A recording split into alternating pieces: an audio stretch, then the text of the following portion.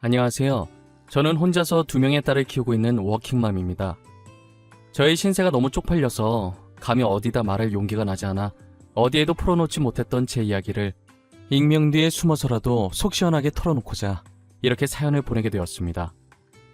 저는 결혼 전까지 줄곧 부산에서 살고 있었고 남편은 서울에 살고 있었는데 남편이 부산에 출장 왔다가 우연히 카페에서 저를 발견했고 제게 한눈에 반해 만나게 되었어요. 서울과 부산, 거리가 먼 롱디 커플이었지만 왕복 8시간 걸리는 거리도 저희의 사랑을 이길 수 없었어요. 저희는 일주일에 한 번씩 1박 2일로 꼭 서로 부산과 서울을 왕복하며 만남을 계속 이어갔어요.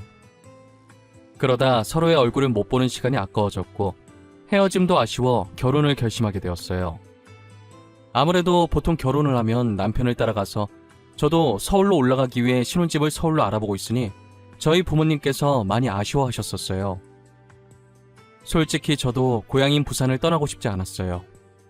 남편을 설득해보려고 했지만 설득이 되지 않아서 제가 가기로 한 것이었거든요.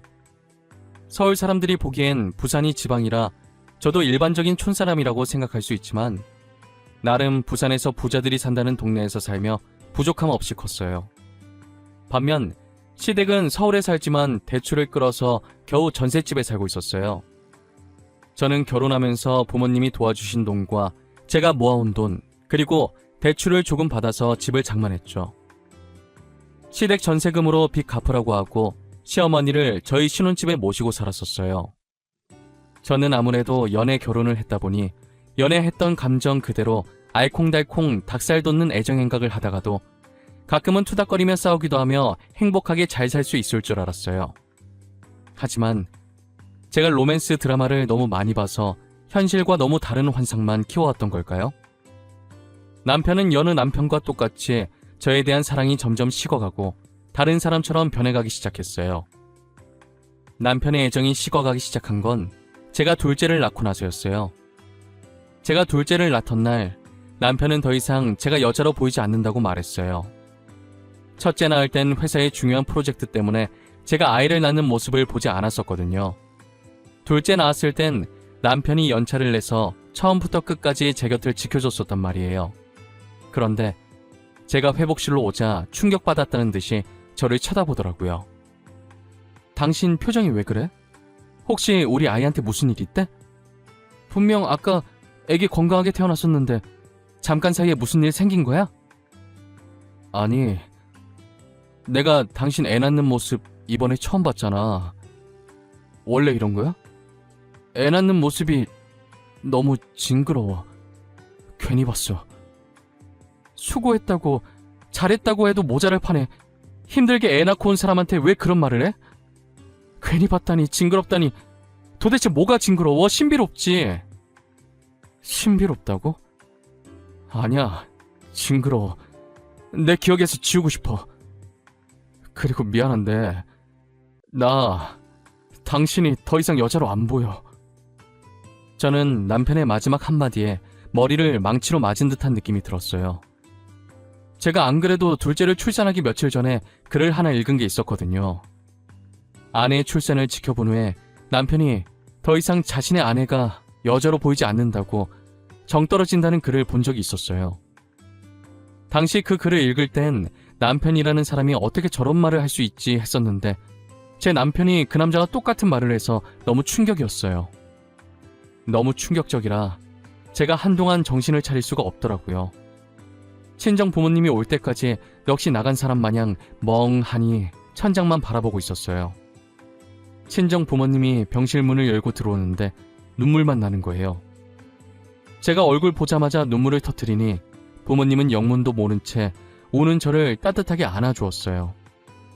괜히 엄마가 속상해할까봐 남편 이야기는 하지 않았고 아이 낳는 게 힘들어서 울었다고 둘러댔어요. 남편은 산후조리를 마치고 집에 들어온 저에게 늘 짜증만 가득했어요. 시어머니께서도 또 딸이라며 저와 딸들을 보며 한숨을 쉬셨죠. 저는 둘째를 낳은 뒤부터 남편과 시어머니의 눈치를 보기 바빴어요. 첫째를 낳았을 땐 임신 전 몸으로 빨리 돌아왔는데 둘째를 낳고 나선 몸이 돌아올 생각을 안 하더라고요. 아무리 운동을 열심히 해도 예전 몸으로 돌아가기 쉽지 않았어요. 남편은 그런 제 가슴에 또다시 비수를 꽂았어요. 당신 운동을 하긴 하는 거야? 대충 하는 신용만 하는 거 아니고? 살이 왜 그대로야? 가슴도 보기 안 좋게 축 처져 있고. 제발 관리 좀 해. 나도 예전 몸으로 돌아가고 싶어. 누구보다 간절하다고. 열심히 운동하는데도 안 되는 걸 나보고 어떡하라는 거야? 더 열심히 해야지. 당신이 부족했나 보지. 내 친구 와이프는 애셋 낳고도 아주 쭉쭉 빵빵이더라. 연애할 때보다 몸 좋다고 난리던데 당신은... 아휴, 그냥 말을 말자. 남편은 급기야 친구 와이프와 제 몸을 비교하며 막말을 했어요. 남편이 한숨을 쉬는 동시에 제 자존감도 땅 밑까지 내려가더라고요. 남편에게 다른 사람의 아내 몸매 이야기를 들으니 정말 자괴감이 들었어요. 하지만 저는 그때부터 예전 몸으로 돌아가려고 애쓰지 않았던 것 같아요. 괜히 남편 말에 자극받지 말고 있는 그대로 제 자신을 사랑하며 살자는 생각을 했어요. 남편이 저한테만 마음이 식어갔던 게 아니었어요. 제게 마음이 뜰수록 저를 낳아주신 분인 친정 부모님께까지도 마음이 뜨기 시작했죠. 아무리 바빠도 저희 부모님께 하루에 한 번씩은 꼭 안부 전화하던 사람이었는데 요즘은 한 달에 한 번 할까 말까 할 정도였어요. 그마저도 어머니가 사이 보고 싶어 한다고 전화 한 통만 해달라고 제가 사정을 해야 그제서야 귀찮다는 표정을 지으며 전화를 했죠. 저는 그런 부분에서 서운함을 토로하면 남편은 짜증만 냈고 그렇게 싸움으로 번졌어요. 전화 한 통 하는 게 그렇게 어려운 일이야? 아니잖아. 예전엔 하루에 한 번씩 꼭 했었잖아. 잠깐 1분 통화하는 건데 인상은 있는 대로 찡그리고. 그동안 우리 부모님이 당신한테 얼마나 잘했는데 나는 뭐 노는 사람이냐? 나도 회사 다니느라 바빠. 바쁘다 보면 연락 못 할 수도 있는 거지. 왜 고작 그거 가지고 사람을 이렇게 못 잡아먹어서 안달이야? 그럼 나는 지금 놀고 있어서 어머님 모시고 사는 줄 알아? 나도 이래. 당신이랑 똑같이 회사 다니고 애까지 키우고 있어. 당신은 집에 오면 손 하나 까딱 안 하잖아. 또 그 소리야? 여자가 집안일 하는 건 당연한 거지. 집안일 하나 하는 걸로 유나는... 그렇게 불만이면 결혼은 왜 했냐? 나랑 결혼 왜 했냐고. 그러게. 당신이 이런 사람인 줄 진작에 알았으면 결혼 안 했을 텐데. 진짜 내가 왜 당신 같은 사람이랑 결혼했을까 지금 너무 후회돼. 너 지금 말 다 했냐? 말 다 했냐고. 나 같은 사람이 뭔데?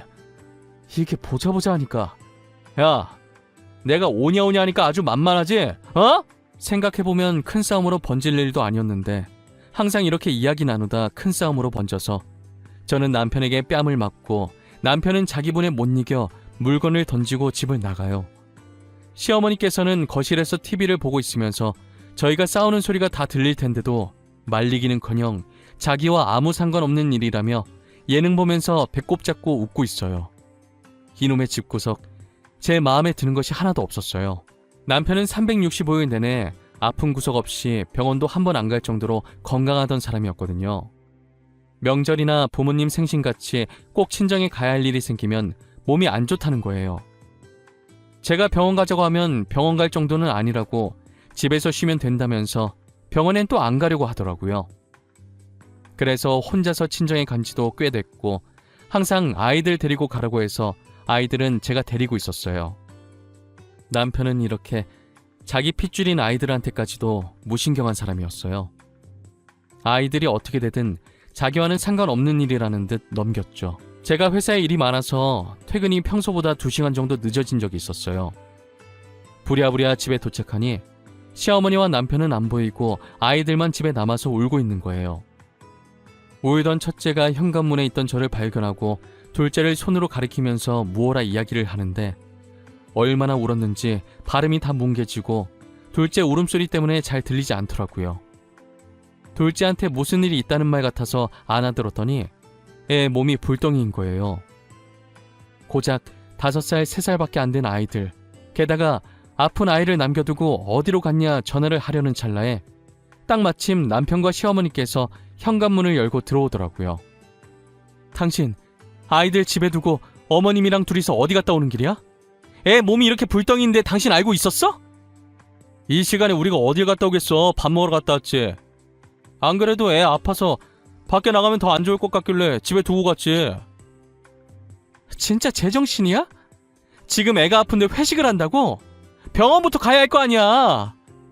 당신 자식이 아픈데 밥이 넘어가디? 어머님도 손녀가 아픈데 밥이 목구멍으로 넘어가셨어요? 얘 봐라. 시애미한테 어디 두 눈은 시퍼렇게 뜨고 다 그 나이 때 한 번씩 아프고 하는 거지. 애미는 뭘 그렇게 유난을 떨어. 누가 보면 나는 애 안 키워본 사람인 줄 알겠다. 어머니 말이 맞지. 안 아프고 크는 애들이 어디 있어. 너는 진짜 극성이다. 이러니까 맘충이라는 얘기가 생기는 거야. 알아? 남편도 시어머니도 저의 아이들을 남의 자식 보는 듯 행동했어요. 아이들이 아파서 죽든 말든 자기 일 아니라는 듯이 나오는 태도가 마음에 안 들었어요. 저는 딸들을 데리고 응급실에 갔고 가는 길 택시 안에서 얼마나 울었는지 몰라요. 열이 너무 많이 나서 걱정을 많이 했었지만 다행히 가벼운 감기였더라고요. 큰딸 혼자 놔둬봤자 이쁨 못 받을 걸 알기에 같이 데리고 나왔는데 큰딸이 정말 많은 위로가 되었어요. 제가 혼자서 불안해 손을 물어뜯으니까 제 손을 끌어당겨서 꼭 잡아주더라고요. 고작 5살밖에 안 됐고 그 작디 작은 손으로 제 손을 잡아주는데 얼마나 기특하고 대견하던지요.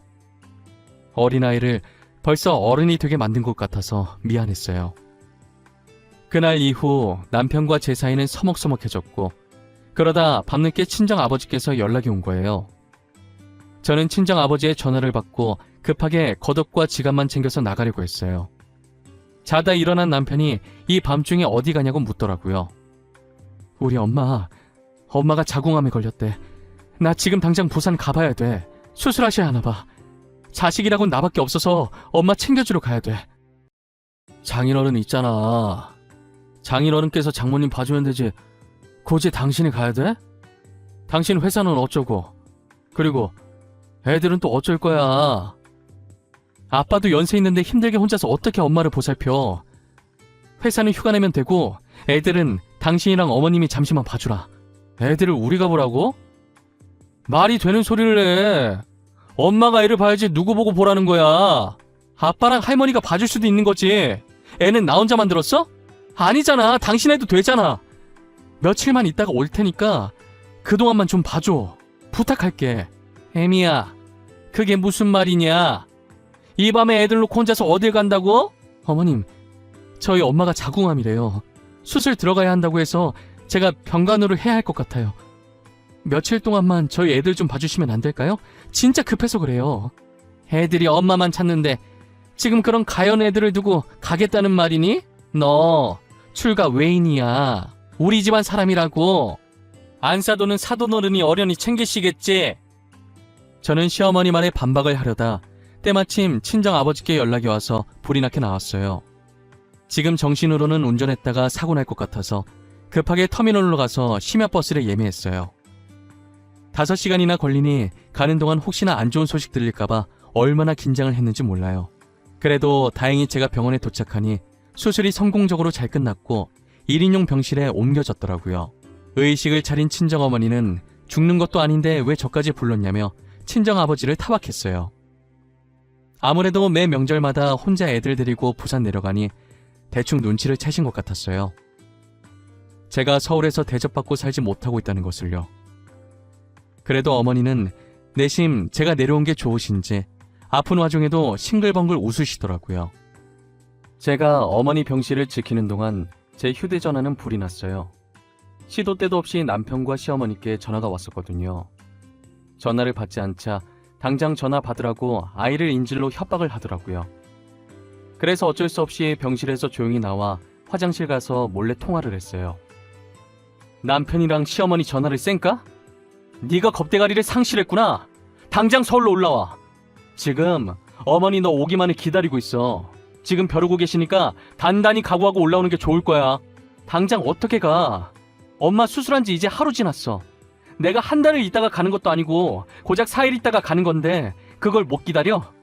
다른 사람도 아니고 부모님이 아픈 거잖아. 너 우리 어머니 말을 어디로 들은 거야? 딸은 시집가면 출가 외인이라잖아. 당신 우리 집 일이나 신경 써. 지금 당신 없다고 어머니 밥도 안 드시고 있다고. 잠깐 전화 좀 이리 줘봐라. 얘 애미야, 도대체 안사도는 뭘 했길래 자궁에 암이 걸리니? 너무 문란하게 논 거 아니라니? 그렇지 않고서야 자궁에 암이 왜 걸려? 어머님, 왜 말을 그렇게... 제발 말 함부로 하지 마세요. 사람 화나게 하지 마시라고요. 저희 부모님, 어머님한테 그런 말 들으실 분 아니에요. 예정대로 3일 뒤에 올라갈 거니까 그런 줄 아세요. 저는 시어머니의 도가 지나친 말에 너무 화가 나서 전화를 끊어버렸어요. 누구보다 열심히 사셨던 저희 어머니신데 왜 그런 말을 들어야 하는지 모르겠더라고요. 그렇다고 제가 시댁과 친정을 차별한 것도 아니에요. 어느 한쪽으로 치우치지 않고 똑같이 행동했지만 시댁은 저한테 왜 이렇게까지 하는지 모르겠어요. 시어머니랑은 한 집에서 매일 마주하면서 어쩌다 한번 친정에 가면 저 난리를 치시니 어쩔 줄 모르겠고, 더군다나 부모님이 아파서 온 건데도 뭐가 저렇게 불만들인지 모르겠어요. 계속 이러고 살아온 제 신세도 너무 처량하고 아무런 잘못도 없이 시어머니께 그런 소리 듣는 저희 친정어머니도 너무 불쌍했어요. 잠든 어머니의 얼굴을 가만히 보고 있으면 너무 죄송해서 눈물이 났어요. 이렇게 살라고 귀하게 키운 딸이 아닌데, 이런 말 들으려고 열심히 산 게 아닌데 너무 죄송했죠. 이 모든 것이 다 저 때문이라고 생각했어요. 제가 그 집안에 시집만 가지 않았더라면 모진 말을 듣지 않아도 됐을 텐데 말이에요. 하지만 이제 와서 후회해봤자 어쩌겠어요.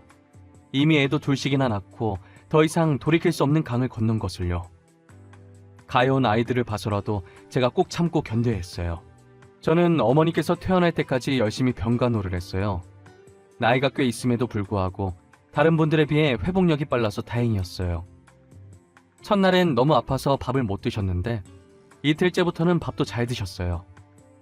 밥 잘 챙겨 드시고 잘 웃으시는 거 보니 안심돼서 다시 서울로 올라왔어요. 집으로 돌아오니 남편과 시어머니께서 반기시더라고요. 물론 반가워서 반기는 게 아니라 어디 한번 죽어봐라 식으로 반기셨죠.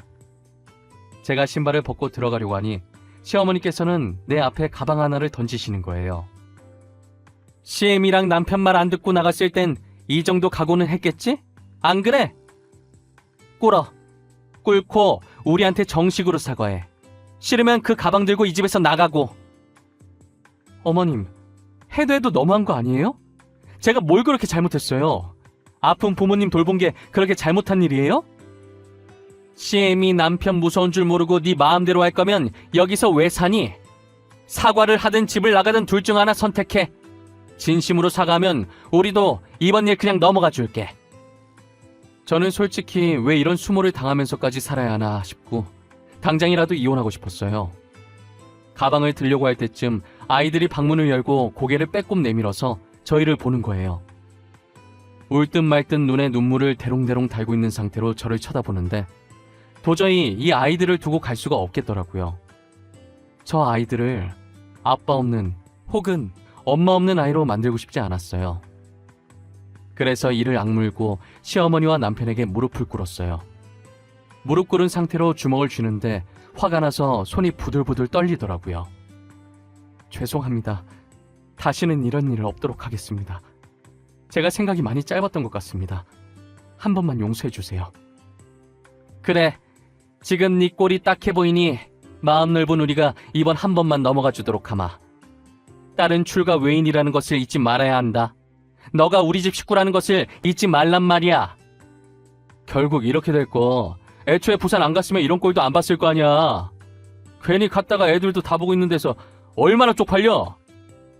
시어머니와 남편은 저를 보고 비웃으면서 각자 방으로 갔어요.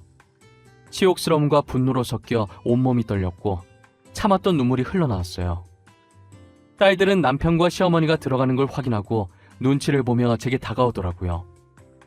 울지 말라고 고사리 같은 손으로 제 눈물을 닦아주는데 딸 보기 너무 창피하고 미안했어요.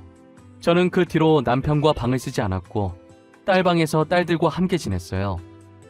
딸들도 많이 어려서 아직까지는 저와 같이 잠을 청하길 원했었죠.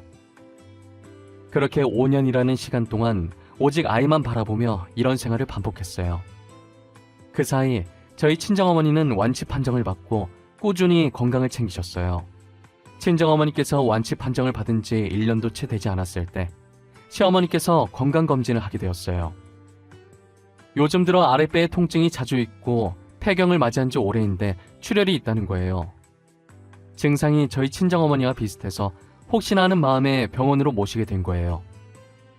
설마 하는 마음으로 시어머니의 검사 결과를 기다리고 있는데 역시나 예상했던 대로 저희 친정어머니와 똑같이 자궁암 판정을 받았더라고요.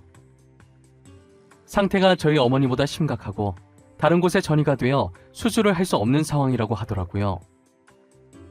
지금 상태에서 할 수 있는 건 약물 치료를 하며 생명을 조금씩 연장하는 방법밖에 없다고 하셨어요. 시어머니는 이대로 죽기 싫다고 울고 계셨고 남편은 검사 결과를 듣고 충격받았는지 멍해 있더라고요. 이 상태로 치료를 하지 않으면 최대 반년이고 지금부터 입원해서 꾸준히 약물 치료를 한다면 1년에서 1년 반 정도 더 살 수 있다고 하더라고요. 죽고 싶지 않아 하시는 시어머니는 당연히 입원을 하겠다고 했지만 남편이 조금 망설였어요. 일단 집에 돌아와서 어떻게 해야 할지 논의를 해보자고 했어요. 집에 도착한 세 사람은 한동안 서로 눈치를 보며 정적을 이어갔어요. 그러다 갑자기 남편이 제 손을 잡고 시어머니를 부탁한다고 하는데 어이가 없더라고요. 여보, 우리 어머니 잘 부탁해. 저렇게 살고 싶어 하시는데 1년이라도 더 살게 해드려야지. 안 그래? 당신이 일 그만두고 1년만 고생해주면 안 될까? 그래, 애미야. 일 그만두고 나랑 같이 병원에서 생활하자. 응? 안 되겠니? 너가 있으면 심심하지 않을 것 같구나. 간병인은 돈도 많이 들고 모르는 사람이라 불편할 것 같기도 하고 어머니도 당신이랑 같이 있길 원하잖아. 믿을 사람이 정말 당신밖에 없어서 그래. 내가 형제가 있는 것도 아니고 아버지가 있는 것도 아니고 누구한테 부탁을 하겠어. 진짜 웃긴다. 우리 엄마 아프다고 할 땐 못 가게 말리더니 어머님 아프다니까 나보고 일까지 그만두면서까지 어머님 병수발을 들라고? 양심이 있니? 시애미가 곧 죽을 수도 있는데 일이 대수니? 그깟 일 다시 구하면 될 것 아니야.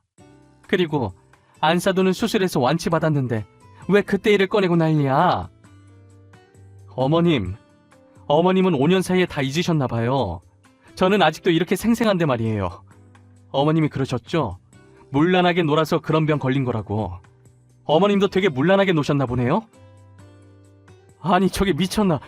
뭐가 어쩌고 어째? 제정신이야? 뚫린 입이라고 아무 말이나 막 짓거리지 마. 어머님이 나한테 하신 말인데 당신도 이런 소리 들으니까 화나지? 나도 그때 엄청 화났었어. 나 어머님 병수발 들 생각 전혀 없어. 내가 왜 병수발을 들어? 잘난 아들인 네가 하면 되겠네. 저는 시어머니께서 5년 전 제게 했던 말을 그대로 시어머니께 다시 돌려주었어요. 시어머니는 아무 말도 못하고 이만 악물고 계셨고 남편이 붉어진 얼굴로 흥분해서 제게 욕을 했죠. 남편은 욕을 하다가 제가 한마디도 안 지려고 하자 다가와서 뺨을 때리려고 하길래 저는 남편이 손을 올리기도 전에 재빨리 딸방으로 들어갔어요. 그리고 딸 책상 서랍에 제가 평소 숨기고 있었던 이혼 서류를 꺼냈어요. 저는 이혼 서류를 들고 남편 얼굴에 있는 힘껏 세게 던져버렸죠.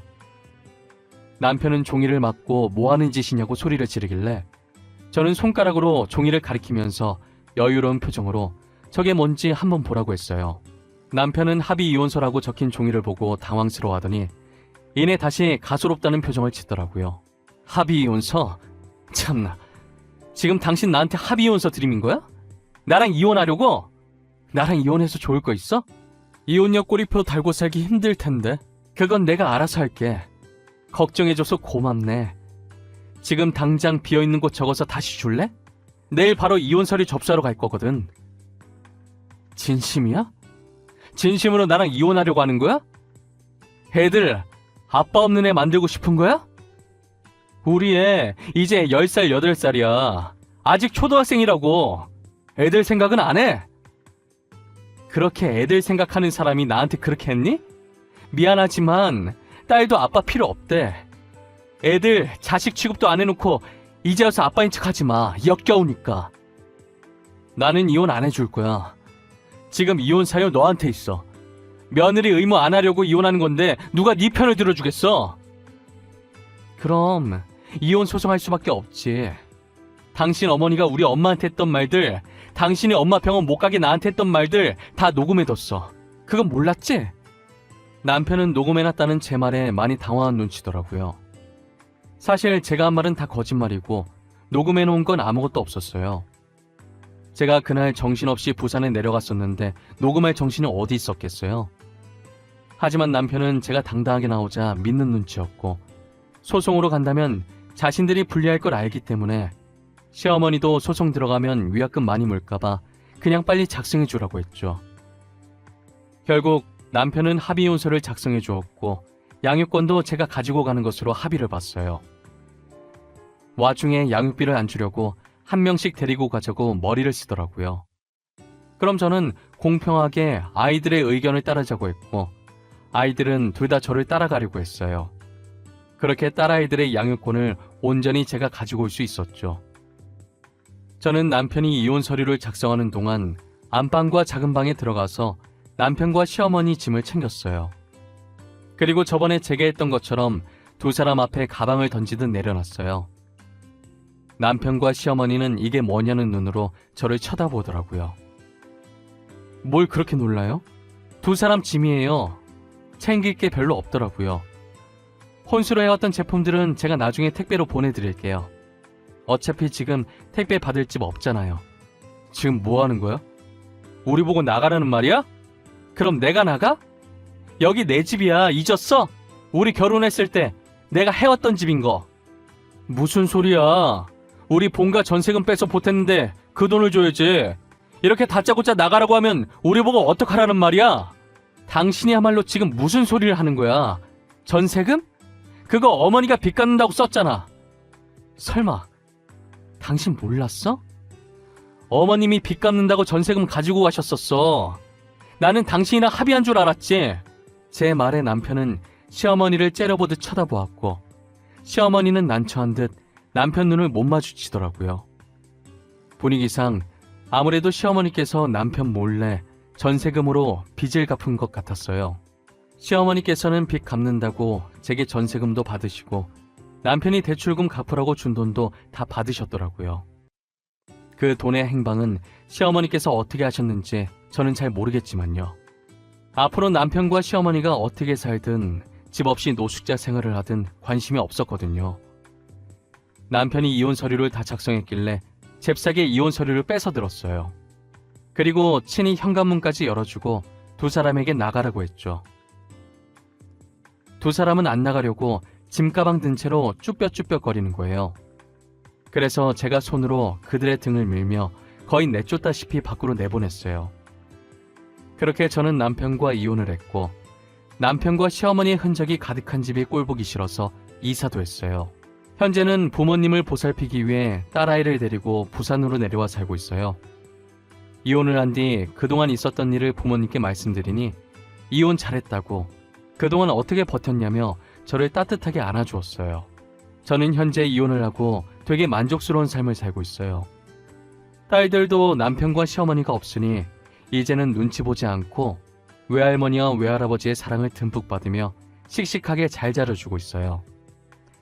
앞으로도 지금처럼만 저희 가족이 아픈 곳 없이 행복하게 지냈으면 좋겠어요. 저의 긴 이야기는 여기까지입니다. 제가 여러분들께 하고자 하는 얘기는 부모님께 사랑한다고 말할 수 있을 때 한 번이라도 꼭 사랑한다고, 고맙다고 진심을 전해보면 어떨까 싶습니다. 지금까지 제 이야기 들어주셔서 감사하고 건강하고 행복하시길 바랄게요.